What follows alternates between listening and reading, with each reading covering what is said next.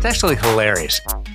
I always count from 3 down before we start recording and do the intro for In Goal Radio, the podcast, presented by The Hockey Shop, source for sports Langley, thehockeyshop.com. Always mention the sponsor. We love you guys over at The Hockey Shop. But every time I start counting 3, 2, one of the two, David Hutchison or Kevin Woodley, has something to say. And it's usually Hutch. Like, Hutch, today you started mumbling or doing something.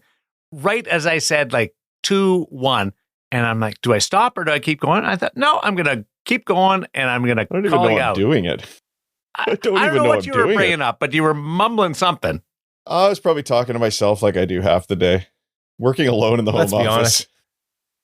3/4 of the time, it's one of us asking, does everybody hit that's record? True too. Yep, did you hear him, Woody? Probably what it was. Woody, did you hear him mumbling and doing whatever? Oh, I did. I did my bad franglais response that I am also recording. No, there was something else beyond that. Like you had one more thought that you wanted to get in before we started recording. No, it's probably the voices in my head, I promise. Or your head, Darren. Rattling around in there. Yeah. Maybe we're all excited about... Hey, let's be honest. Everybody's just impressed it wasn't me. Yeah, we didn't even go there, did we? Well, we wouldn't have started the show yet. You'd still be talking. You know, I think most people would have thought that it would be you, Woody. That's right. One more thing. One more thought before we get going. I have a new phrase, save it for the show. And we were just talking about potential conversation for this episode. And Woody was doing his research on the fly and like, save it for the show. Otherwise, we end up, it turns into a 4-hour recording. Well, that's fun. Because we're just hanging out, which we love to do. Hang out. We got the Four Nations face-off right around the corner. You guys okay? I'm going to put you on the spot here. But can you pick the starting goaltenders for each team in their opening games? You okay to do this exercise? Sure. Just because it's topical and it's not controversial, but it's fun. And I think there's a couple of the teams, there's legitimate options there where I don't think the coaching staffs right now have firmly made a commitment as the teams get ready to arrive in Montreal for the tournament openers. Well, that's going to be a problem for me because I'm supposed to do a breakdown on the starting goalies for NHL.com. So if the coaches don't know, my best guess is probably not going to help. Do you think each entry knows who's going to start game number 1 right now?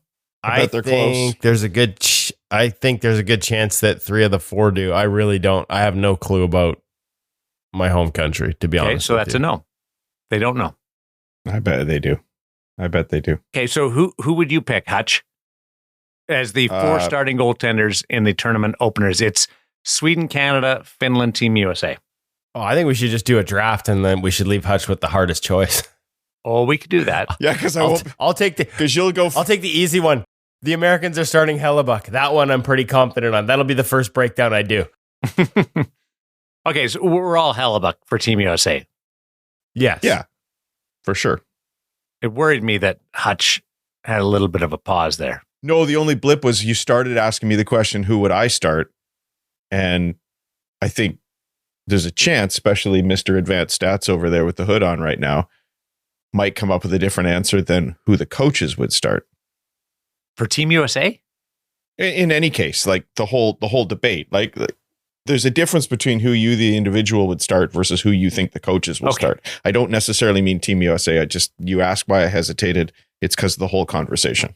Maybe, but that one I think is pretty straightforward. Yeah. Despite the fact that Jay Gottinger and Jeremy Swayman, even though neither statistically are in that same stratosphere right now, are incredibly talented goaltenders with proof of concept in the playoffs. I think that just what Helly's done over the last 2 years can't be ignored. We should clarify the parameters then, because Hutch has somehow wiggled this out into giving himself options and being able to throw 2 names in there, who I would start and who he thinks they'll start. Well, I always sit on the fence, but no, that wasn't. That's not the point. That was brilliant of you to manage to leave yourself a little bit of wiggle room. I think I know what that sound was he was making when you were counting 3, 2, 1. It was the fence. Yes, he was climbing on the fence. It was hurting because he was sitting on it so hard it hurt his butt. Can you give me a boost up here? All right. Who do you think will start for the respective nations at the Four Nations face-off. Thank you for clarifying the question. As a one-time research guy, that is important. We all believe Connor Hellebuck will start for Team USA. For Team Finland, who do we believe will be the starter? Woody. UC Saros. I had to get it in before Woody, or I might not have been able to talk for a while. I'm gonna agree on that one, and I know he hasn't had the year that a lot of people expect from him, but his adjusted numbers still, despite a really tough environment at times in Nashville, are better than the other two Finnish options right now, Ukko-Pekka Luukkonen and Kevin Lankinen, who's had a hell of a season here in Vancouver, but it's still UC Saros' crease in my mind. Who do you think the Finns would use as their backup? That might be the better question. It's an excellent question. You got a style difference too, right? You got there's a very unique style difference between Lankinen and UPL. There's a difference between Saros and UPL, right? Size and style for both of those guys. So I've heard some things from people with connections to the Finnish team that they think it would be Ukko-Pekka Luukkonen and that he may even be an option to start. But let's just say when I do my pre-scout, based on who I expect to start game one, it'll be UC Saros. Okay. Sweden. Jacob Markstrom is not available to play. Samuel Ersson has been named to the team, and that gives you maybe a little more options for going down a different path. Hutch. What? Are we assuming, because Linus Ullmark played this week for the Ottawa Senators, he's back and healthy and a part of the Four Nations? Ullmark's played one game. You're right. And he was good. Since December. I'm going to go with Gustafsson. I believe Sweden will start Gustafsson because of Ullmark's lack of playing time. Well, then I won't sit on the fence, and I will say I believe they will start Linus Ullmark because of his past performances. And I think coaches often rely on that. Ooh, deciding vote. Go Woody. I'm like the JD Vance of this thing up here. American political reference from a Canadian. You didn't expect that one, did you? I will go with, you know what? I'm the math geek. I'm going to go with Philip Gustafsson because the numbers, in a very marginal way, tip towards him. The interesting thing is, like, this is going to be a really tough decision for them. It's going to be a really tough decision for me in terms of who I do a breakdown on, because Gustafsson's form has fallen a little bit. He's out of the top 10 in adjusted save percentage after being in the top 5 for much of the year. So there's a bit of a recent slip in his play. Ullmark was rocket ship to the moon before he got hurt in terms of his performances, but he's played once since December 22nd. And I wonder, how much faith they'll have in sort of, that rust that may be on his game a little bit. So I'm going to go with Gustafsson. The numbers say Gustafsson by a hair. I'm with Hutch that coaches tend to look at other things, but I'm going to go with Philip Gustafsson. I just purely went with the lack of playing. As well, I'll be watching Sweden's first game because I would like to win. For Team Canada, Hutch, we go back to you. Yeah, isn't this the tough one? So I have no good rationale other than I think coaches still go back to what happened in the past, even if he may have struggled a little more recently. So I'm going Adin Hill. I'm with you. I think Adin Hill starts the opener. Thank you. There will be no arguments from me. Well, that was a very controversial bit we just did, those selections. It's interesting that the one that we thought would be the hardest to pick was the one we all agreed on. I think statistically, overall in the season, Aiden's got the best numbers of all three, followed by Montembeault. And then Jordan Binnington's been a top 10 goalie for the last 5 years, but not this year. He's 45th in adjusted save percentage. And I think the one thing that might concern fans of Canada is since January 1st, so over the past month, none of those guys having a save percentage that is. They've all hit flat spots. Yeah, they've all kind of, the wheels have wobbled. They're due. Yeah, it's been tough. Like Canada's three guys, and hey, listen, like, not alone since January. And this is the thing, like, We talked about how everyone's He's doing going right down now. a rabbit hole, Hutch. He's gone. He's dove right in. Love it. Here we go, Woody. Well, Wait. Let me just get my stopwatch here, Woody. Well, I actually wish I hadn't given something away to you guys earlier. Maybe I should have saved it for the show, as Darren suggests, because I wonder how many of our listeners could tell us how many goalies in the Four Nations are in the top 10 in adjusted save percentage in the National Hockey League right now. As presented by Clearsight Analytics, because everybody else is probably now checking their publicly available stats. And I don't know how different it would be any other year. Right, just because they have and there's only four teams. Like we've excluded Russia from this tournament. Czechia is not in it. Like there's limited options. Fair. I still think people would be a little surprised to know that not a single one of the goalies taking part in the Four Nations is in the top 10 in adjusted. How many of those goaltenders are eligible to play? Which 3 of them are Canadian, Darren. There's 3. We have a couple of Americans, although one is just coming off an injury in Anthony Stolarz. We have Dustin Wolf. We have 3 Russians, Igor Shesterkin, Ilya Sorokin, and this may surprise some people, but Pyotr Kochetkov from Carolina has really risen up the ranks. And then we have Karl Vejmelka.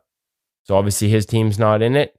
And the other one is we talk about how good Ullmark has been when he's been healthy. Levi Merilainen has been exceptional for Ottawa. He's actually in the top 10. Way smaller sample than all of them. 4 of the top 10 are not even eligible to play in the tournament. Yeah, still. But if you're Canadian and there's 3 guys in the top 10 after we've been hammering on Canadian goaltending, and none of them happen to be on the roster right now, that's a little disheartening. And I think, it's funny, as much as we looked at how maybe the Canadian goaltenders since January 1st haven't performed, and what is, is it alarming that they're all under expected, basically playing below league average? Connor Hellebuck has dropped significantly since the calendar changed to 25, at least from a statistical perspective with the Winnipeg Jets. He's well under expected since Who are the 3 Canadian goalies? Interesting times. Where are the 3 Canadian goalies? Canadian goalies. Oh, sorry. Logan Thompson, who is, as we said last week, having an exceptional season. Darcy Kemper, who's got a Stanley Cup. And the third one is Mackenzie Blackwood, who is rising fast with the Colorado Avalanche, playing behind a team that has a couple of guys who are going to be a part of this tournament. I understand the excitement about Logan Thompson because the numbers are great, but it's been a fabulous first half. That, to me, doesn't earn you a spot on Team Canada. Kemper and Blackwood, more body work, and I know Blackwood was in the conversation during the summer, but there was concern, like, what would he be like on a really good team? Because he hasn't played on really good teams in the National Hockey League. Right. This is and the first chance. He's been good with Colorado. Yeah. I think what you're saying, Darren, makes sense in justifying the selections that were made at the time. And while I appreciate you saying that maybe half a year doesn't earn you a spot on Team Canada, honestly, at this point, if you could pick it today for a tournament about to start, you'd still stick to the guns that are there. You wouldn't take Thompson? I would go Blackwood. Yeah. I just think like you wouldn't pick based on somebody playing really well the last 2 weeks, but if they're hot for the whole season to this point and the tournament's about to happen and it's a short tournament, I think you go with the hot hands, but of course they don't have that luxury. Right, and the argument with Canada is like, it's not like, I don't know if this isn't an Aiden Hill argument. I don't even know if it's a Jordan Binnington argument. No. I wasn't being personal there. It's probably more of and it's not even personal. It's more of a Sam Montembeault, like who they picked for the 3, right? Like, well, for me, I was just purely track record of success. Yeah, there. I wasn't even looking at any of those 3. It was purely just the question of whether you would take somebody based on half a year's body of work, because Darren brought that up, and I thought that was an interesting way of looking at it. And I still wouldn't.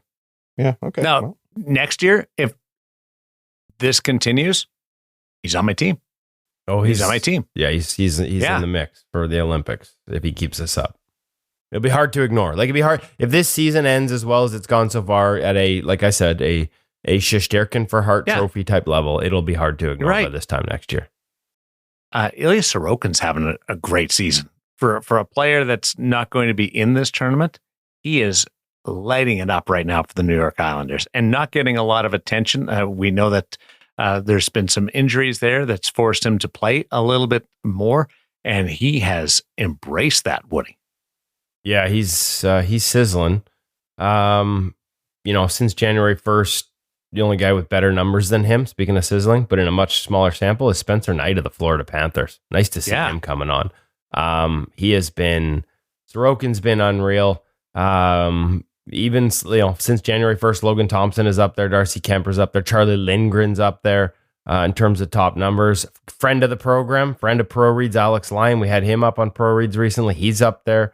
It's interesting to sort of look at who's hot and who's not over the past month. Very few as hotter than Ilya Sorokin. And another guy who this is going to sound weird, but I had him in that top 10 list, and I feel like he's being overlooked this year, and he became the highest paid goaltender in the NHL this year, so maybe that doesn't make sense. But I almost feel like we've forgotten how good Igor Shesterkin is, because he's having a hell of a season as well. Alexander Ovechkin's on a tear. I want you to think about this for down the road, all right? I was told there'd be no math and no thinking. There's no math on this. Says the guy who pulls out all the numbers. You're so funny.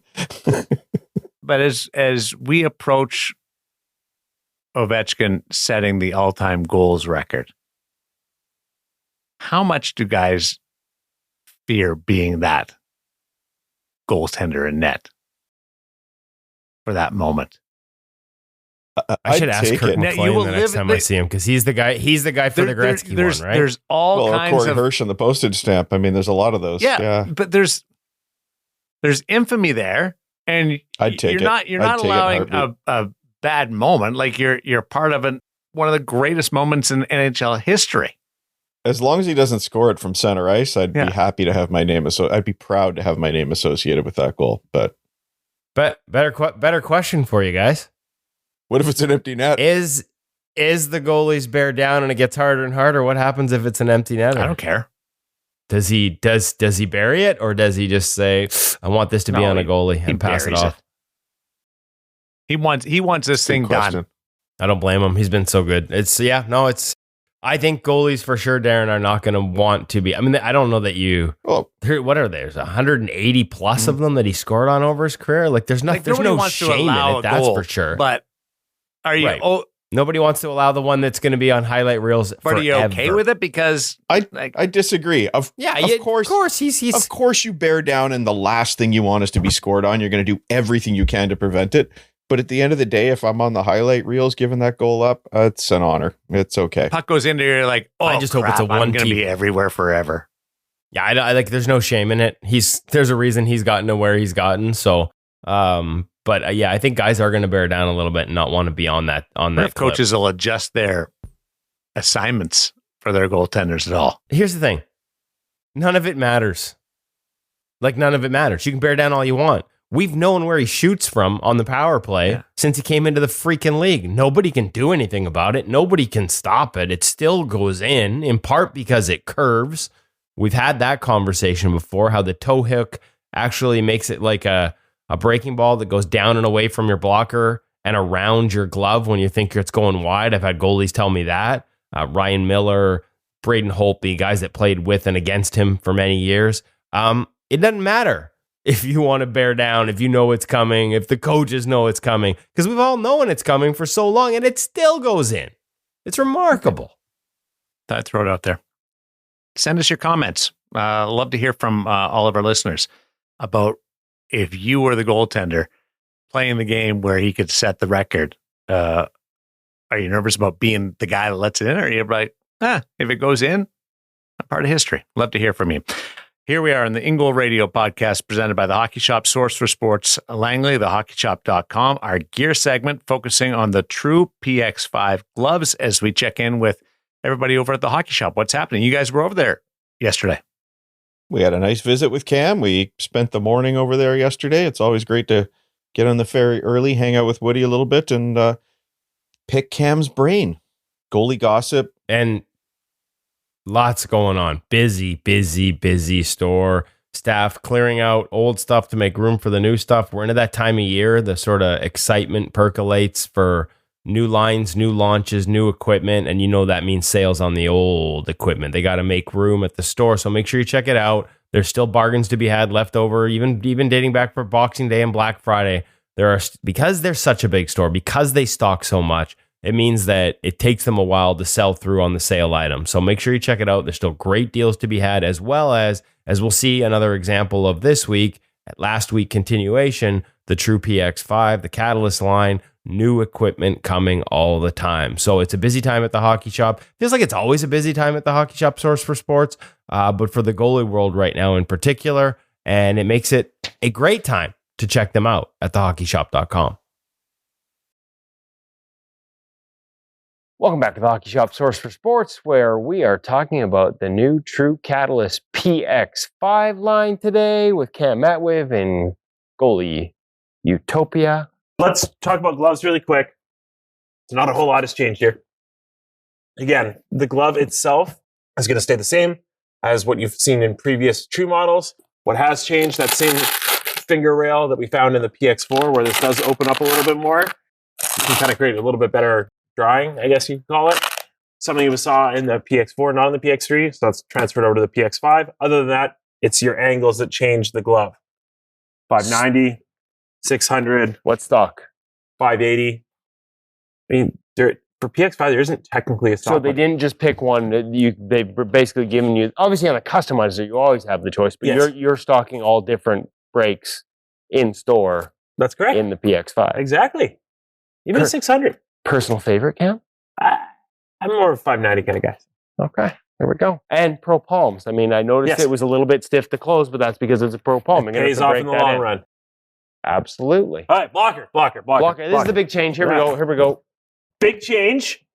This Opti-Angle. Don't have to yell. That's exciting. You are excited. I know. Pushes your hand out forward. All the blockers we ordered don't have it. No. But if you're going to do custom, it's talk to Cam and you can order. So the idea is they put a wedge almost, and maybe an oversimplification on my part in calling it a wedge, that basically helps create a little bit forward angle and a little bit of a turned angle. Correct. To optimize your angle towards the shooter. Okay. And so that's new this year. Available in the PX5. You don't have it in stock, but you can do it in custom orders. Thanks to True. Interesting. You're doing great. Would probably prevent pucks. I'm curious because it is new. And we did talk about Joey DeCourt switching out of a True blocker into a Bauer blocker this year. And one of the things that I learned about that switch was not having an option at the time to prevent pucks from sort of hitting the top of the board on his older True one and riding up and over.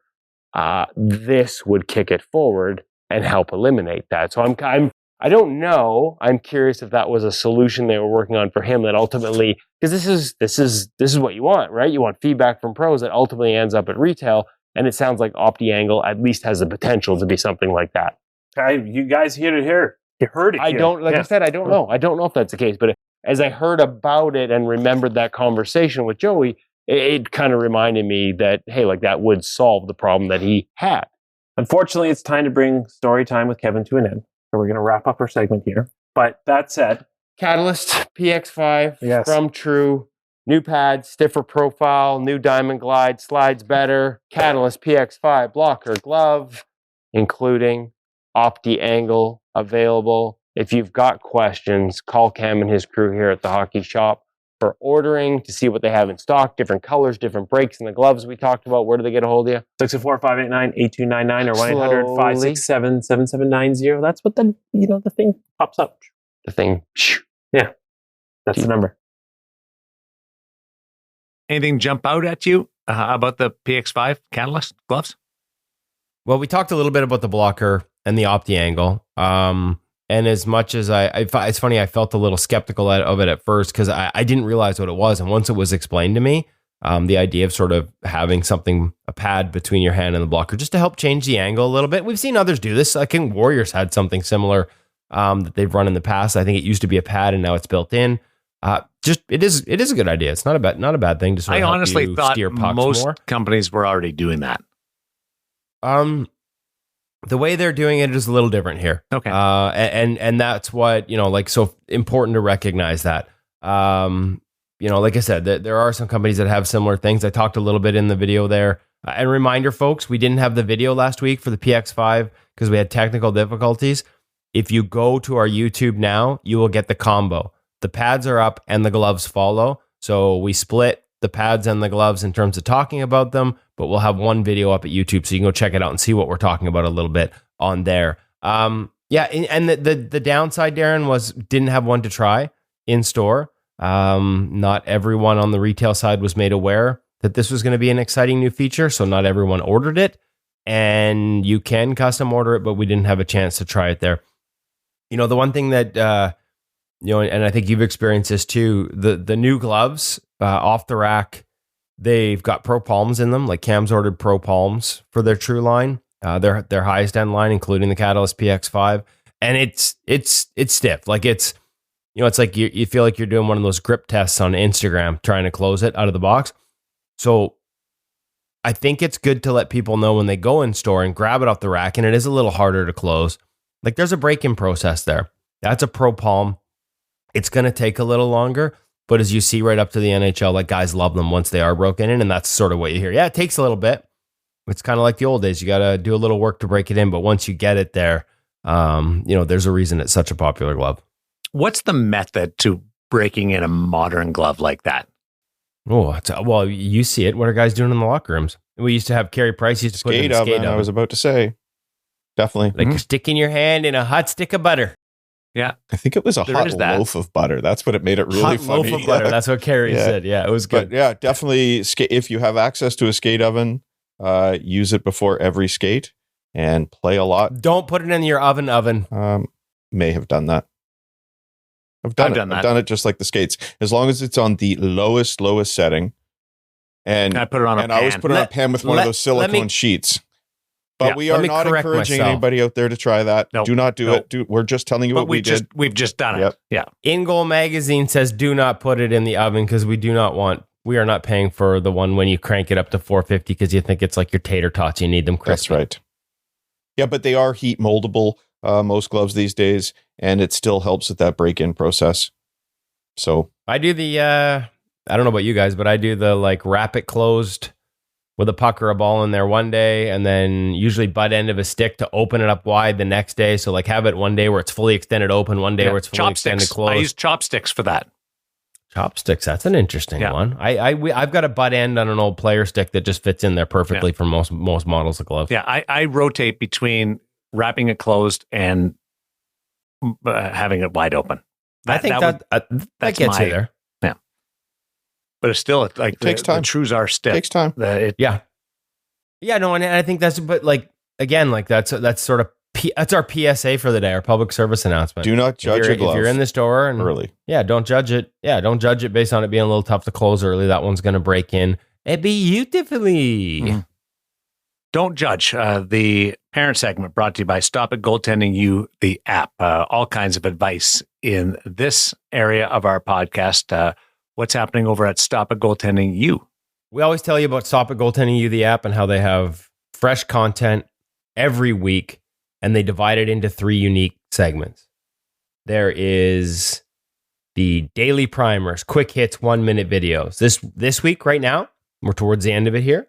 They focused on creating consistency. So 5 quick 1-minute videos you can watch every morning to help you become a more consistent goaltender. Their quick video, their 5-minute video for the week, Callie Hogarth from Merrimack going over overlap, how to use it, when to use it, technical, tactical, and then their full goalie system breakdown, their 20-minute breakdown is an RVH comparison, how different goalies at different levels and up to the National Hockey League, including video demonstrating it, use and execute their reverse VH or RVH. So just another great example of how Stop It Goaltending You, the app, gives you new content weekly, and you can digest it in small bits daily or deep dive and go back through the archives and basically lose a whole weekend trying to become a better goaltender. There's 25 years of goalie coaching experience. built into this app, and you could probably spend 25 years going through it all. But I love the way they do it for daily quick hits. You can digest it at your speed when you need it. It'll help you become a better goaltender, much like InGoalMag.com. InGoal Premium will help you become a better goaltender. And when you buy a subscription to Stop It Goaltending You, the app, you get a subscription to InGoal Mag Premium, the best of both in the goalie world, combined through your membership, through your subscription to Stop It Goaltending You, the app. I become a big overlap guy. I just love it. Where were you all my life? Yeah. And it took me a long time to really figure out how to use it properly instead of just sliding over more. But it's given me confidence in certain plays. Just thought I'd throw that. Okay, so what plays are you using overlap, Darren? Let's have it. Let's dig in. I use it as almost a replacement for the RVH. So on dead angles. Yeah. On that side, I try not to both sides, or do you like it more on one side than the other? I definitely use it more on the glove side, but I consciously try to encourage myself to get into it on the blocker. Interesting. I find myself tending into it more on the glove side too. I wonder if there's probably it might be a lack of confidence in my glove. To be quite honest, like that might be totally it. It's totally fair. They call me Dan Blackburn out there because it's like I have two blockers on, so that would apply for me too, buddy. I want to use 2 sticks and 2 blockers. See if I can. That would be fun. We have dominant Edward Scissorhands. We have dominant legs, just like we have dominant hands. So it would make sense that you would feel more comfortable going into RVH on one side versus the other, and hence why you might choose overlap on maybe the opposite side. Just a crazy thought. I hadn't thought of that.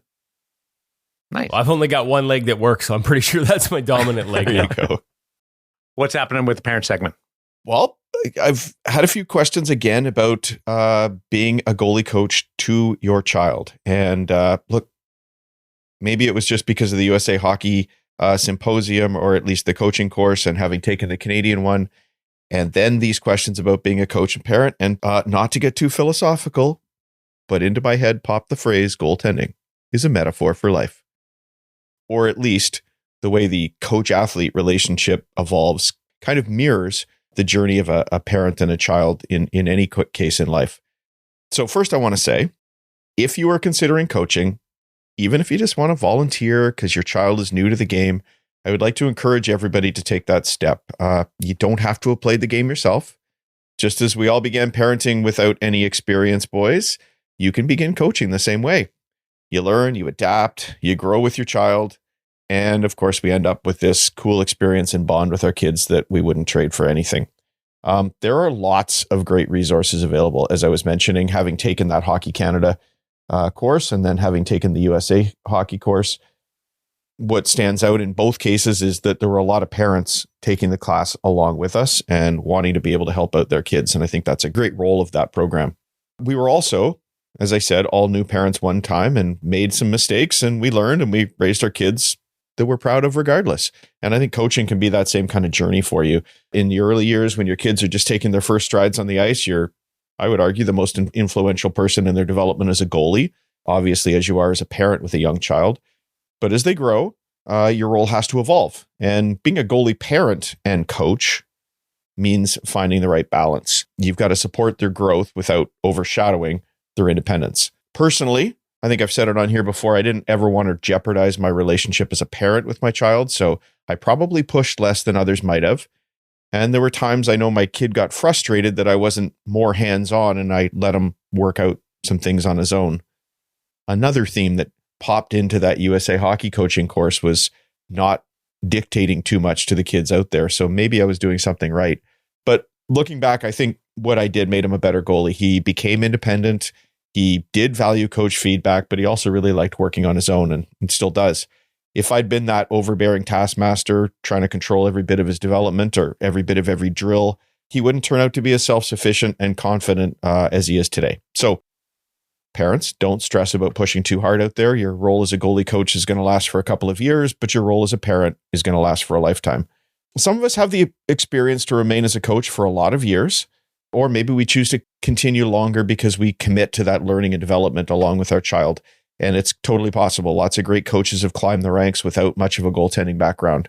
On the other hand, maybe you just might choose to help out for a few years, in which case that's fantastic as well. However long you choose to go, that parent-coach relationship faces a transition at some point. Just like we prepare our kids to go off to school and learn from experienced teachers, we also have to prepare for them to learn from other coaches.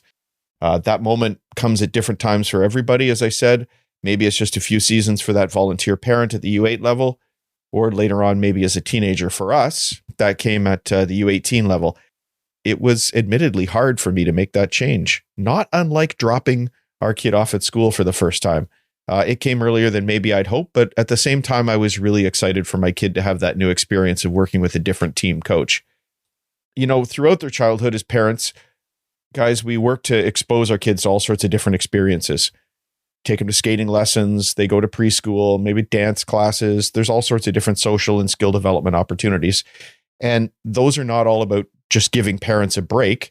They're there because we want to help our children develop skills and develop independence. And parenting, of course, is about preparing our kids to leave the nest and thrive. Maybe not easy for us, but it is a sign of parental success when they do that. And I think that applies to goaltending as well. From an early age, I made sure my son worked with all sorts of different goalie coaches.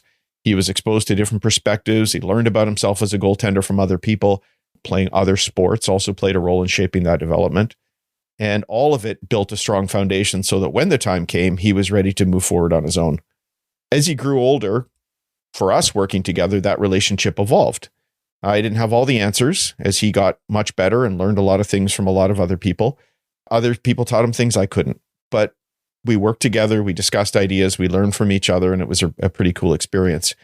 If I'd tried to control too much of as he was growing up, or worse, if I'd been his only coach, I think he would have missed out on a lot of those invaluable learning opportunities. No matter how well he may have played at the time, he wouldn't have been prepared to stand on his own going forward. So now he's out of the nest. He works really well with his team goalie coach. He thrives when he's training on his own. We still talk about goaltending, but now he leads those conversations. And I think that makes him a stronger goalie and a stronger person. But all of it was built on the foundation of the years we spent together on the ice and that relationship we nurtured along the way. So for those of you who are navigating the balance of being both a coach and a parent, I hope those thoughts maybe offer a little bit of perspective. And for those of you who are hesitant to coach your young child, I would encourage you to give it a try. The unfortunate reality right now is that without you, your kid might not get the support that they need, because we know goalie coaching is in short supply. More importantly, though, coaching is going to give you that unique opportunity to build a bond with your son or daughter that's going to last a lifetime. Just jump in on this. I get to watch, through being in Vegas, Sean Burke, the director of goaltending for the Golden Knights, not only work with the National Hockey Leaguers, but his son Hudson, 11 years old, is a aspiring goaltender. And I've talked to Berkey about this because he's on the ice with Hudson all the time. And Sean's goal is for him to have fun and explore the position. He teaches him a couple of fundamentals, but then allows him to have room to try different things and isn't turning him into a robot or a blocker or this save selection at 11. And this is a guy at the highest level of our game and coaching platform in Sean. And I think that's an amazing lesson that all of us can take when we're talking to our goaltenders and not having them so structured. I'd be interested to have a conversation with Sean and ask him if that philosophy or if that relationship evolved based on experience. Because of course his son Brendan was a goaltender as well. Yeah. And did he take a different approach with Brendan, or did he just learn that something worked well? I think it was very similar. Yeah. I agree. I think it sounds like the most healthy way. And as you remember from that USA Hockey coaching course, having that ability for goaltenders to figure things out on their own while still learning the fundamentals is really, really important. So if I had it to do all over again, I like to think I did it similarly, but if I had it to do all over again, I would certainly want to take that approach. I do think that goalie coaches get a bad rap for creating robotic goaltenders and too much technique, because there are so many other sports where we drill technique into kids from a young age. And I don't think that you're quite right. I don't mean you, Darren, but people are quite right when they jump too much on goalie coaches creating robotic goaltenders. But that's just one of those little bugbears, but I'm not going to get onto my Woody high horse here.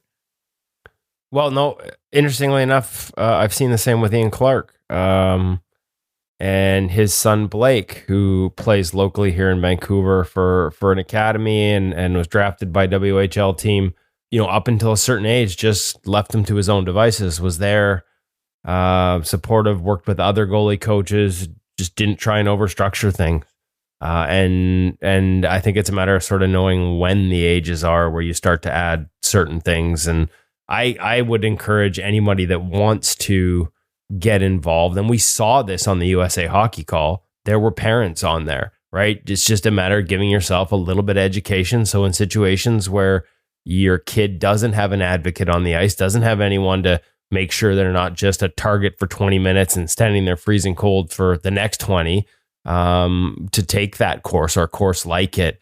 We have one in here in Canada as well. A first level course that just to help make sure you're bringing something to the table, not to, pat our own backs as well. But if you're looking for drills and ideas, like, InGoal Mag Premium's got lots. We just had one last week on the premium subscription site with the Edmonton Oilers. And it was just a very simple warm-up drill to sort of help the kids get moving. And there was no, this is how you should make the save. It was just, a series of movements that gets them ready for a game that you could use at any level in terms of, okay, here, we're moving our feet, we're getting our hands active, those types of things. There are things we see at the NHL level that aren't about refined technical applications, that can just be about going and competing and playing. Heck, what did we see when the PWHL came into town? Saw them playing rebound, right? Like as a game that just, gets the competitive instincts going as well. So there's lots of different ways to do it. And there's lots of resources out there, including us, to sort of find, new or different elements, or just to give you some support in that journey as a parent who wants to add a little goalie coaching to the resume and repertoire. Glad you stood up for the goalie coaches, Hutch, because you're right. They do. They get a bad rap, and for being too structured, and it's not fair because they're doing a great job, and we need more of them. Balance that out was great. Thank you. I watch a tennis player from a young age learning this is how you hit a forehand. You watch a baseball player learning the correct footwork as they're going to pick up a grounder. I mean, the basics, the fundamentals are really important, and jumping on goalie coaches for teaching those fundamentals is unfortunate. I think one of the things they addressed in that USA Hockey course is that we can't have too many drills that are too predictable. If you're learning to hit a forehand in tennis, not every ball arrives in exactly the same place, although there's a lot of repetitive work in it, of course. But we do have to create some unstructured ways for our kids to work. But I've not been on the ice with many coaches that are prescribing this is exactly how you must make a glove save and turning them into robots. And I haven't been on the ice with a coach who creates blocking goaltenders. I don't think we've seen that for a very long time. Or maybe I'm just lucky with my experience. I think there's a lot of great coaches out there, and you have to teach those fundamentals so that when they stop thinking, or when they're playing in the way we want them to, which is to not be thinking out there, then they have that foundation to rely on. And I think a lot of great coaches out there are doing that now. Woody, why were you laughing? Because I'll play devil's advocate. I'm not naming names, but I have seen coaches who are getting paid a lot at a really high level, at the minor level, absolutely turn kids inside out by doing a lot of things that, right down to how you hold your glove and things like that. So there's two sides of every coin, and it's not painting them all with the same brush. But I've seen goalie coaches turn junior kids inside out with overcoaching. So there's not a one size fits all approach. There are more than not that are doing exceptional things. It's just a matter of finding them. What I think turns kids inside out is an unfortunate habit of a lot of goaltending coaches, and perhaps other sports as well, is every single shot that goes in, finding a reason that it went in. And I know it's trying to be helpful, but it creates this overthinking environment. If only you'd done this, if only you'd done that, there you should have done this. And the two problems with that is that, one, as I said, it makes you overthink. And two, it creates no focus in any practice. I think it's in this week's feature interview. In fact, we hear Cam Talbot talking about going out into practice with just a couple of focuses for that day. And a lot of young coaches, especially, feeling they have to help all the time, end up creating this practice where the kid's thinking in 1,000 different directions and overthinking every single thing they do. Okay, let's focus. Pro reads presented by Visual Edge. Well, we got a nice little tie-in here. I feel like the Visual Edge reads is just the feature interview. It's just the pro reads for this week, because Cam Talbot is not only our feature guest on the podcast, he is our pro reads feature guest this week at ingoalmag.com. And he is a Visual Edge user, as you are going to hear in our feature interview. And in some of his other pro reads, there are saves he makes in pro reads. We get into some traffic stuff later, not this week. We get into some traffic stuff later where, yeah, that in his mind is a Visual Edge save. He started using the program 4 years ago. He is 12 years into his NHL career. He's been an NHL All-Star Game participant twice in there in the last 3 years. And he sees a direct link between those two things.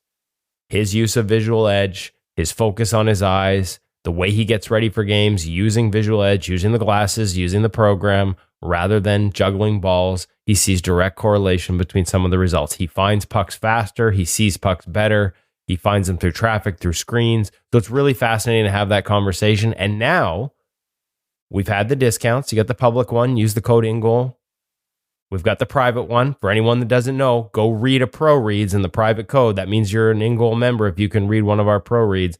And all the new ones have the private code embedded in there so you can see it, so you can save even more money. And now they've changed the way they offer their program at Visual Edge. No longer do you need to commit to a minimum of 2 months or 6 months or a year. You can go monthly like a subscription. So test it out for a couple of months. And if you, like Cam Talbot, start to see the results, we think that you, like Cam Talbot, will continue to use it. So a new and exciting way to get access to Visual Edge and give it a try without having to commit to it long term. I think once you hear or see Cam Talbot talking pro reads or hear him talking on the podcast, you'll understand why.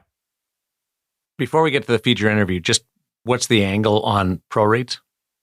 Cam leads us into his first pro reads, or actually it's not his first, because we did do 3 with him back when he was with the Minnesota Wild. So his 4th overall, but his first one in this new segment with the Detroit Red Wings. We get into sort of the importance of handedness awareness on the power play. He's facing Sidney Crosby, Evgeny Malkin, Erik Karlsson, and the Pittsburgh Penguins power play, and recognizing early which hand each shooter is and how that allows him to proceed in terms of choosing his depth, choosing his save selections, knowing what threats are one-timers and not. So he walks us through that. And then he gets into how he pushes across on a backdoor chance, this particular backdoor chance, the importance of how he leads the push with vision. Now, so again, kind of ties into Visual Edge, how you lead your lateral pushes with vision and with your head, and how that creates rotation, something you hear him talk about working more in his game since he arrived in Detroit, leads to better rotation, which allows him to arrive more square, which gives him a better chance to make an incredible save at the end of this week's pro reads. There's no tool better than pro reads for a goaltender to be able to dive into things. It's unique. How far has the game come? I grew up, I played all the way to a very tiny cup of coffee in university. Nobody ever explained why handedness mattered to me. Yeah. And I mean, there wasn't a whole lot of goalie coaching at the time anyway, but I love every time. For whatever reason, I remember growing up thinking this has to matter, but nobody's explained it to me. And now as an adult, I love being able to watch those pro reads and learn from the guys. Yeah, but back when the dinosaurs roamed the earth, were they allowed to take one-timers, Hutch? Well, they were definitely just using old fir sticks they'd ripped off a tree at the time. So those T-Rexes had a wicked backhand. Which was incredible because they have the short little arms. Just like me. Just like me. And small hands. Okay, our feature interview brought to you by NHL Sense Arena is Cam Talbot. This is just eavesdropping and on a National Hockey League goaltender having a regular conversation. That's the best way I can put it with how comfortable Cam is in this conversation. Brought to us by NHL Sense Arena. Yeah, Darren, as parents, as I've already mentioned, we're always looking ways to help our kids succeed, especially in a position as demanding as goaltending. And that is why NHL Sense Arena is such a game changer. It's not just another training tool. It's real goalie development in a virtual environment. Your young goalie can sharpen their tracking, their decision-making, their puck reading skills, all without the wear and tear of extra ice time and without the added cost of expensive extra on-ice sessions. It's so realistic that it's used by NHL teams and top goalies. NHL Sense Arena is designed to build the mental and visual skills that separate great goalies from the rest. It's training that fits into your home, on your schedule, and at your child's pace. Guided, in fact, by expert coaches if you choose to use one of their many included training programs. So give your goalie every advantage. Check out NHL Sense Arena today. And remember, use the code IGM50 at checkout to save even more. Anything we should be looking for or listening for in particular today with Cam? You know what? We get into a lot of different stuff. We get into the importance, like how he approaches. This is his fourth team in 4 years. How he approaches working with new coaches. There's advice there that I think should resonate with every parent and young goalie that goes through that, whether it's going to a new summer camp or, a new coach, a new goalie coach on a new team at various levels. There's some great advice there. Some of the specifics, I asked him for some specifics that he's taken away from each guy. He started his career with Benoit Lair. He talked about Bill Ranford's net play system, which of course is available to all In-Goal subscribers on the In-Goal premium site, and how he added that in Los Angeles, working with Mike Buckley, added the Bill Ranford net play system and still uses it to this day in Detroit because he feels it's not only simplified his approach to pucks behind the net, but it's that much easier on his 37-year-old body. So those are just two of the many things we get into with Cam in this interview. Very gracious with his time. Not only did he spend a long segment talking to me here, but as I mentioned, folks, make sure you check out Pro Reads. We spent 40 minutes going over video after this, so we've got one that's up and much more coming. Cam Talbot, the NHL Sense Arena feature interview on In-Goal Radio, the podcast. Really excited to welcome back to the In-Goal Radio podcast. We've kind of touched base with you a couple minutes here and there, came in with LA, but we haven't had a good sit down in a while. Cam Talbot, now the Detroit Red Wings, having a great season in Detroit. I guess let's start with, you've done this a few times now, advice to goalies that are going to a new team. Like, how do you adjust to new teammates, new system in short order so that you can get off to the kind of start you did? Yeah, you could say I'm getting kind of used to it. It's my fourth team in 4 years, so it's becoming a little bit more like second nature to me.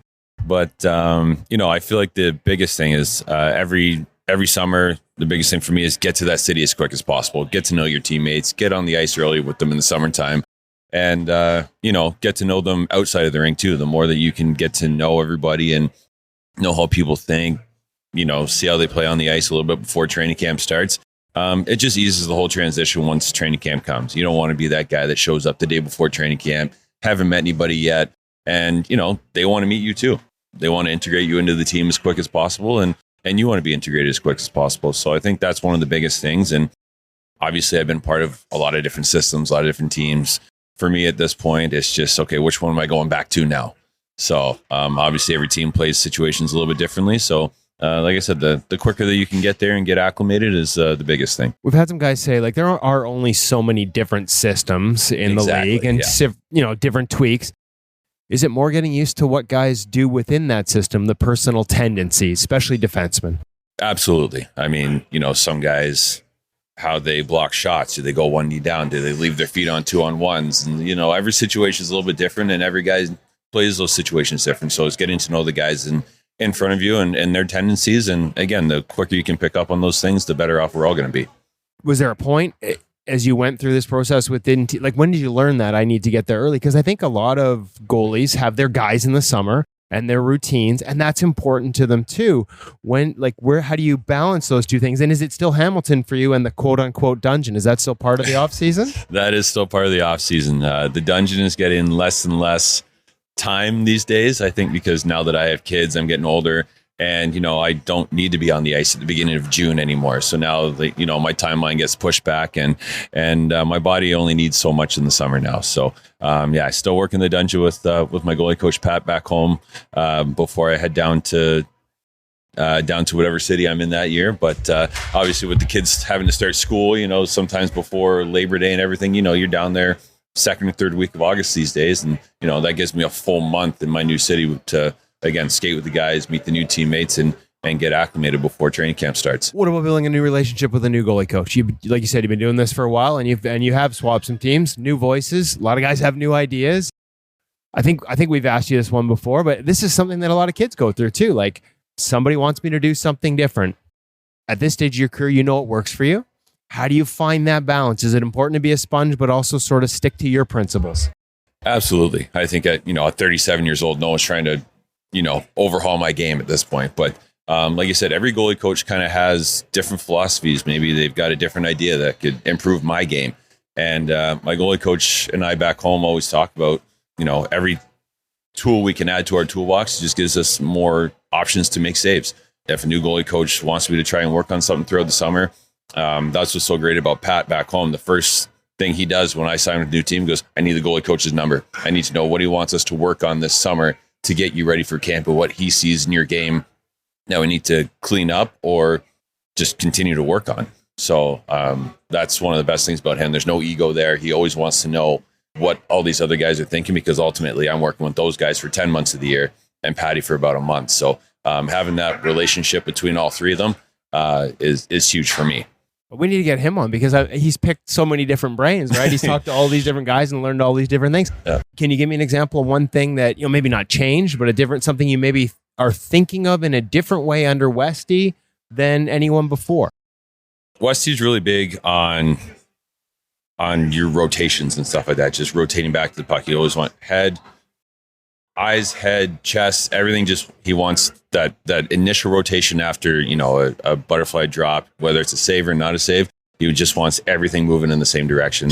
And sometimes in the past you just kind of react, and right, as opposed to just go. And I think one of the biggest things that I've tried to clean up in my game, and I think that's working for me a lot lately, is those rotations. Rotating, getting right back to the post square, or rotating on a lateral and having my chest to the puck as opposed to just opening up and trying to reach with the blockers. So I think that's one of the biggest things that we've really worked on. And, it's been helping my game quite a bit. What's that adjustment been like? Because there's times where you still do just have to go, right? Anytime you learn something new, there can be a process of where you're thinking about it, right? And then you've been through this a few times. How do you get to that point where it becomes innate and you can still go out and play on instincts and the instincts you've developed over all these years having success in the NHL, while still adding a new piece? Well, that's the thing, right? It's all situational. You still have to play with your instincts, but the more you can, work on in practice every day. In practice, I have a mindset where I'm going to focus on one or two things, and that's going to be my mentality through practice. So, doesn't matter what the players in front of me are doing. It's just something that I can control, and it's like anything else. It's muscle memory. So anytime that I'm out there, I'm focused on one or two things, and for the last little while, that's been one of them. And then it just becomes second nature in a game. Like you said, sometimes you have to make the big sprawling save, and there's no way around it. But if you can control 90% of your game and use the 10% when you really need to, I think that's what the best goalies usually do. I love that practice approach, by the way. Did it take you a while to get to that? Because I'm thinking early in your career, coming into the league, guys can get really focused on results, even in practice. I've had this conversation with lots of guys over the years, because the coaches are watching, the goalie coach is watching, they make the decision on who starts. Can you get too focused on results in practice, and how'd you learn to let that go and focus on what you needed to do? Because practice can be wide open, and guys get shots they don't get all year. Yeah, sometimes practices aren't exactly goalie friendly anyway. So again, it's just trying to balance that as well. I'm not going out there saying I'm just going to let in a bunch of goals and I'm only going to work on what I'm going to work on, because I don't want to let in goals in practice either. But these are just things that, I can work on while I'm making these saves in practice. So it's just, I started that kind of like with Benoit Allaire back in New York. And he was just like, take a couple things that you want to work on today, focus on those. And, you know, once I left New York, I kind of got away from that a little bit. And I was like, I'm going to go back to this philosophy and just work on a couple things every practice, whether it be, you know, something that shows up in video. You know, sometimes maybe your hands start drifting back. You want to keep your hands more forward in practice. And that it could be something as simple as that. Do you find yourself, like, you've had different voices and some incredible coaches over the years. Do you find yourself still going back and like finding those moments, like you said, where it's like, hey, yeah, this really worked with Benny, or this really worked with this guy, or, you know, even Mike Buckley last year in LA, where like, do you still use motion in your game? All those evolution things. Do you find yourself like, are there some that jump out more than others that have become part of the anchors, or? Yeah. I'd say one of the biggest things working with Bucks last year is like, he always said that he uses the term motion, like you just said, but I already had natural motion in my game. So it wasn't something he necessarily had to teach me, but he showed me a lot of video on like when I do it and how I do it naturally.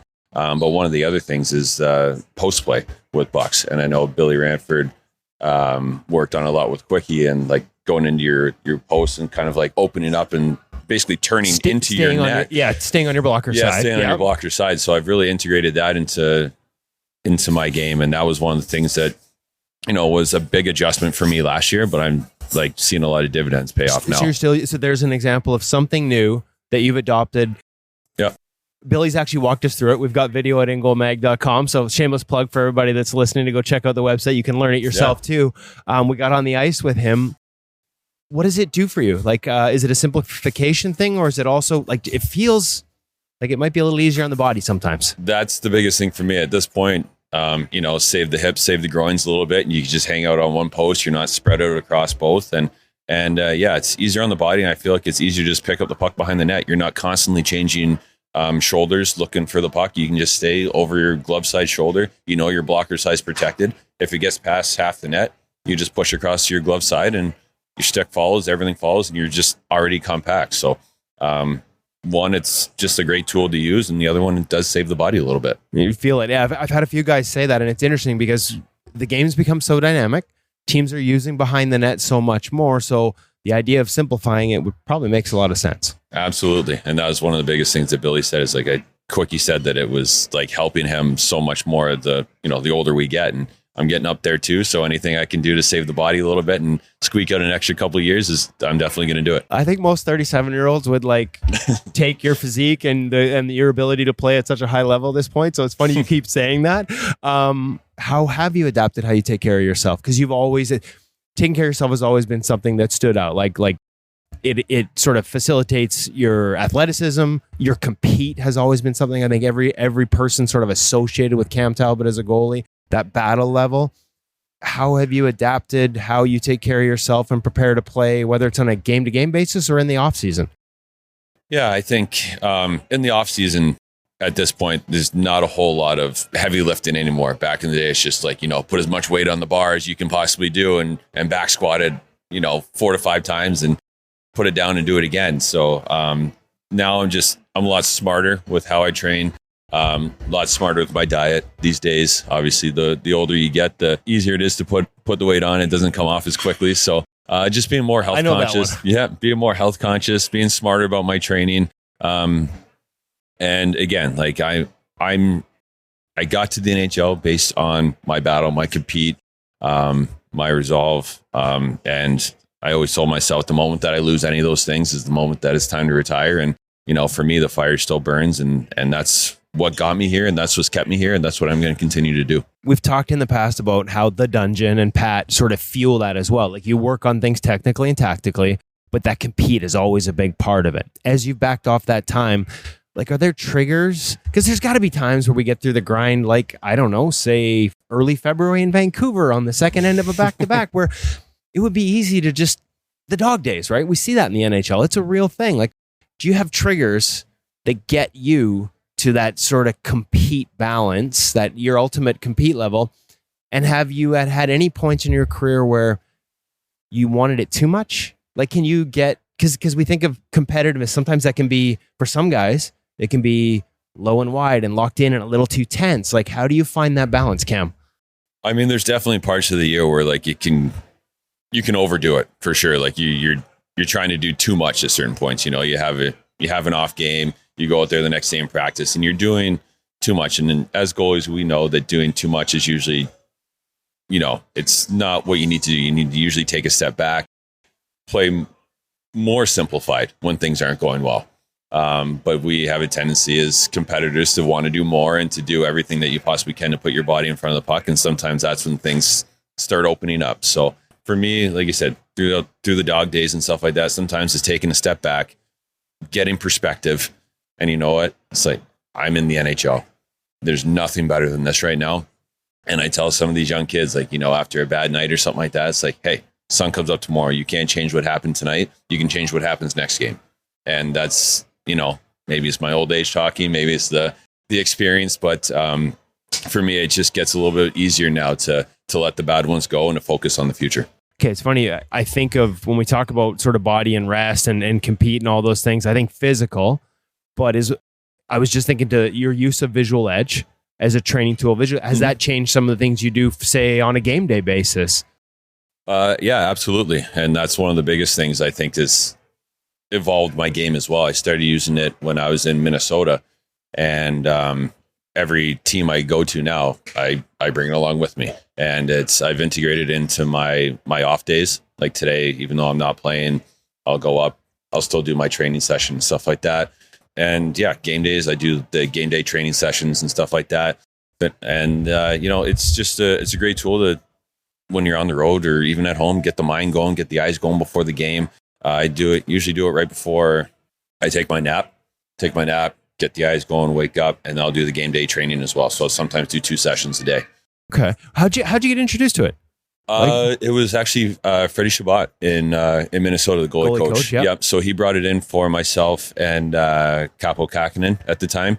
And I think they ended up getting it for the entire organization the following year. But I think because my first year in Minnesota was the COVID year, so we're stuck in hotels all the time, not a lot of time. So it's just something that we could build into our game, and we could do it on our own time, on our own schedule. You just need an iPad and the 3D glasses, and it's an easy thing to take on the road with you, and it's a great tool to have, and I think it's helped my game immensely. How did you did you notice a difference? And was there a point where how would it manifest itself? Like when you're first starting, say if someone's considering it right now and they're like, oh, like Cam Talbot's talking about how visual edge has made a huge difference in his game. How'd you feel it? Like when did you first sort of feel like, hey, like, wow, do I feel sharper on finding pucks? How did it manifest itself? I think that's one of the biggest things. Finding pucks, obviously, as a goaltender, is one of the hardest things to do, especially through all the screens and everything like that nowadays. And the game has become so quick and so fast-paced, so skilled. And if you're not keeping up with the puck and your eyes aren't moving before your head does and stuff like that, I mean, it can be tough to track because the puck's moving so much quicker these days. So I honestly think that it's helped me pick up releases faster, pick up pucks through screens, especially, you get a shot from the point, you get a flash screen, you got a guy in front of you. Sometimes it's tough to find those pucks, and I feel like I'm finding them cleaner. I'm executing my saves cleaner because of that. And, putting pucks in better spots on rebounds and stuff like that. So it's kind of helped me throughout many aspects of my game. And like I said, I've been using it for 4 or 5 years now, and I'm going to continue to use it until my career's done. I'm not going to ask you your scores, but when you first did it and when you first tested into the edge test and then started working on it, like, was there a competitive nature too? Like, here's where I am and I want to keep getting better. Because kids, right? We always want to beat ourselves, right? Like, not beat ourselves up, but keep setting new highs. Absolutely. And at first, like, my scores weren't very good. I mean, yeah, they were not good. I'm like, man, like, should I even be a goalie at this point? Like, I looked at my score. I'm like, wow, I'm not very good in about 4 out of these 7 categories. And, you do, I think it's 3 training sessions a week, and it's a 6-week program. And then you do another evaluation after that. And every single time I've done it, my evaluation score goes up, and now I'm into the low to mid 90s and stuff like that. And I'm jealous, by the way. It's crazy the difference from when I started to where I am now. And obviously nothing's changed except for that. And I just continue to press on with it. And like I said, I think it's helped my game immensely, and it's something that I'm just going to continue to use. It's interesting you said, I think a visual, like obviously visual edge, and I think a lot of people think, but you said wake your brain up, like get the mind going too. You feel a benefit from the cognitive side? Absolutely, yeah. I mean, sometimes, just as it's muscle memory functions and stuff like that. They throw some of those exercises in there too. So it's not just for your eyes, it's to wake up your brain as well. So if you can get your eyes, your brain, and your hands going at the same time, I feel like that's just great for any goalie before the game. And again, just such a great tool that you can use anywhere. Okay, so has it ever been harder to find a puck in the NHL than it is right now? It feels like, I've talked to a few guys about this recently. It used to be go to the net. They're coming with purpose now, and the purpose is to make you not just take your eyes away as a goalie, but it feels like sometimes to purposely move you in specific directions based on what they're doing.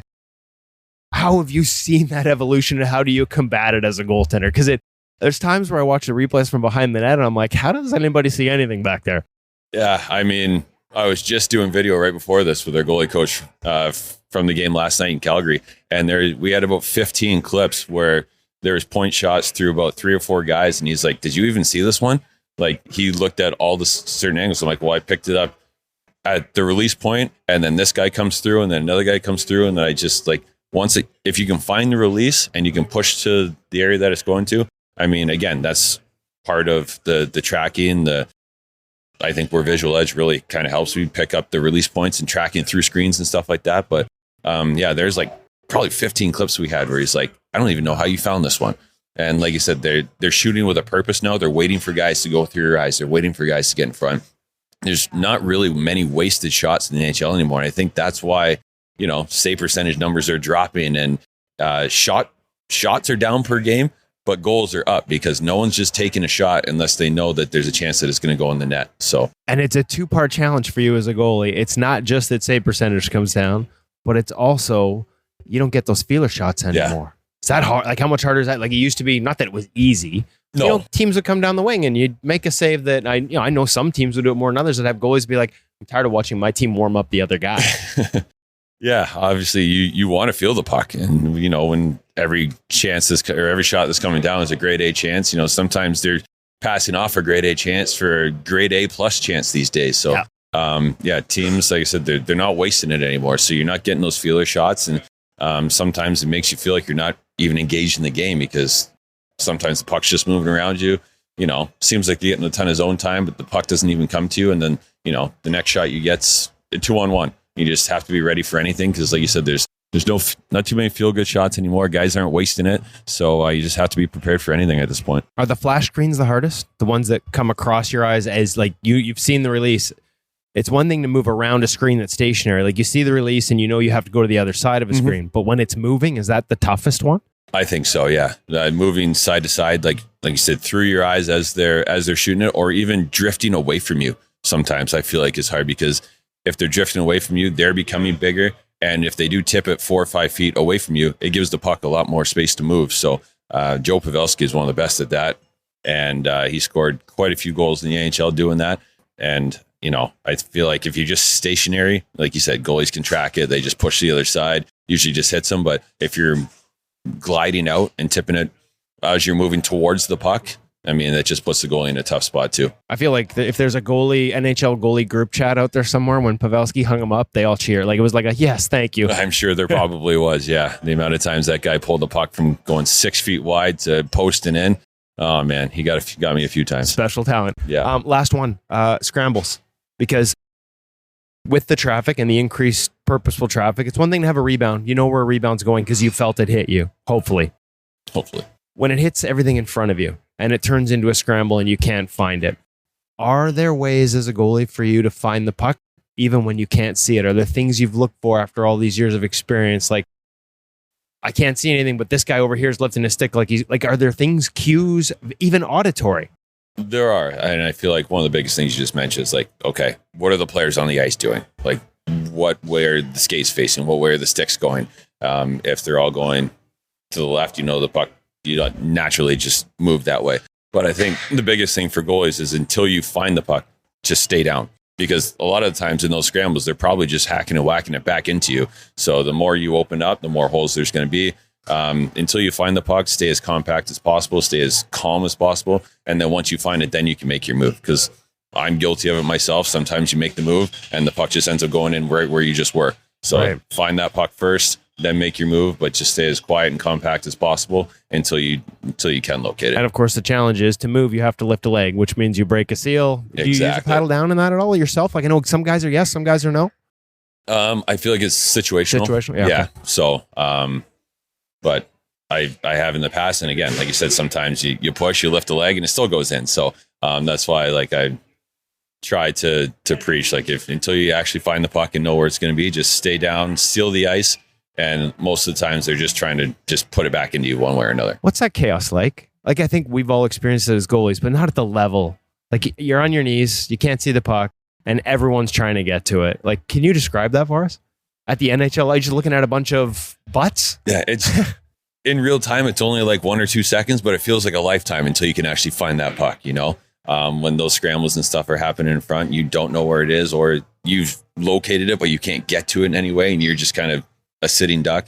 I mean, it feels like a lifetime, but it's only 2 or 3 seconds of the game. So again, you just got to stay as calm and as patient as possible and let the game come to you. That's probably a learned thing too. Like you said, like, because the temptation is to, I got to go. Yeah. Right. But you got to let it come. I love it. Camp, so much great advice here. Thank you so much for spending the time with the Angle Radio podcast today. I appreciate it. Thanks for having me.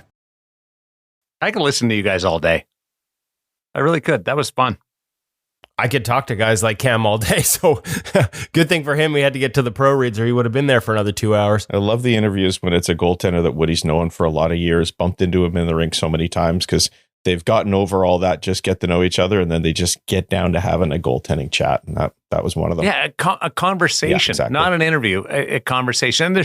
And we like the interviews too, when we're meeting new people, sure. But the discussions, the natural, organic, you don't know where it's going to go. It just is two guys talking. I like the origin story stuff when we get into how'd you get started and some of the, and we've done that with Cam already. The problem is 290 interviews in with a lot of different guests. I sometimes forget who we haven't. And let's be honest, too many pucks off the head for me. I sometimes forget who we've done the deep dive origin stories with and who we haven't. So it was great. We just got into, like I said, that is 23 minutes of takeaways, right? Like that is pretty much every answer he gave had a lesson attached to it. It's he's one of those guys that really thinks the position. That's how you have a career like he's had. He's still playing and playing at an exceptionally high level. Him and Alex Lyon, big part of the Red Wings, winning 7 in a row as we record this right now. Under Todd McClellan in a playoff spot on a roll. Goaltending's a big part of it. And I didn't get a chance to see Alex in person, but those two have been very good to us over the years. So Cam Talbot and Alex Lyon doing a great job for the Detroit Red Wings and a great job for In Goal Magazine. Be a sponge, soak it up. You guys ready for the Four Nations? I'm really excited to watch best on best, even though it's trimmed down. We don't have some of the higher profile or competitive nations that will be at the Olympics. It's still going to be a great appetizer. So I'm going to be honest with you, Darren. I'm an old man, and maybe I got a little cynical and hadn't thought about it. Maybe I'll be honest with you. It's been a heavy season here in Vancouver covering the Canucks. Like that is not a fun place to be or hasn't been for much of the year in that locker room. And so maybe that dragged me down. I had a conversation yesterday with Jimmy Howard, former Detroit Red Wings goaltender, about the Four Nations. Because he didn't play, but I was trying to talk to goalies that had been a part of the last Olympics in 2014, which was the last time we had a midseason tournament. I was curious, like, what are the unique challenges of this event to go best on best in the middle of a season? And forget his answers to those questions. His excitement for the Four Nations jumped through the phone. It was not only like palpable, but it was contagious. And so now, after hearing that from a guy who had a hell of an NHL career and was a part of the Olympics the last time the NHLers were involved, how excited he is as a fan for this hockey. And as a guy who coaches kids now, he's coaching his kids in hockey, the excitement that they have for it. Hunter, I'm with you. I'm on board. I am all in. Can't wait to see it. It's going to be truly exciting. And to see players like McDavid and Matthews and Eichel, who haven't been able to play for their country before at this level, experience it, along with the Crosbys being able to still be out there, and Nathan McKinnon, more of a Canadian angle because of my nationality, but Cale Makar, Quinn Hughes. How about the idea of a Nate Crosby, Marchand, all Maritimes, going back to your summers in the Maritimes, Darren, like sort of an all Maritimes line for Canada. Like that. It'll happen. I don't know whether it'll stick, but they'll get a couple of shifts together. There's going to be so many different angles and so much. Yeah, I have parked the cynical Woody and I am into excited Woody mode. And maybe that's not a phrase I should repeat. Yeah, but Hutch, he's leaving the car running in the cynical Woody. Like he's not. Oh, he's parking it, but he's leaving it running. Abandoning it. Yeah, no, that's fair. That's fair. Heck yeah. The funny thing is, as much as we talk goaltending all the time, we get to see a goaltender face great players all the time in the National Hockey League. My excitement over this tournament is, as you say, the players that get to be together for maybe not the first time, but in many cases for the first time, seeing those combinations out on the ice and what these guys can do together. For me, that's the real excitement. It was interesting. Like we talk about the trade deadline and how goalies, you better make your move like Colorado did. If you want to upgrade or change your goaltending, you better do it long before the trade deadline, because the trade deadline doesn't give you enough time to get comfortable behind new teammates in a new system, right? And that's 15 games for some guys, 12 games. And we continuously hear teams and goalies say it's just not enough time. Oh, these guys are going to have 2 days. And so that was the question I was getting at. Like, how, are you adjusting? And Jimmy Howard, the comparison he made was going to the NHL from the American League. Going from the NHL to this type of event is like that. Because not only is everyone better attacking you, the shooters are better, it's the elite of the elite, but they're all doing what they're supposed to do and where they're supposed to be. The hockey IQ is so good. Whereas the American League is a game of mistakes, and then we have a lot of goalies get to the NHL and they're like, yeah, the shooters are all better and the offense is better, but everybody's where they're supposed to be doing what they're supposed to be. It's more controlled. It's not a game of mistakes. He thinks that's the similarity between being a longtime NHL goalie and going into these events. And I just found it interesting that we say it takes 2 weeks, 3 weeks, 20 starts for a goalie to get comfortable with a new team. And now these guys got to face the best in the world. And here's a couple of practices, boys. Maybe it's something we get into at the beginning next week, so Woody doesn't go too far down the rabbit hole. But I've heard you talk horses for courses before. In a similar vein, is there a goalie amongst this list that might play in a way that he can adapt more quickly than others? It's a good question. Maybe we'll get into it next week when we have a little proof of concept. I have some theories on that. I do think there are goalies in this tournament who have some of the success they've had because their system, in terms of how they play, very much fits the system of their teams in terms of what they do give up.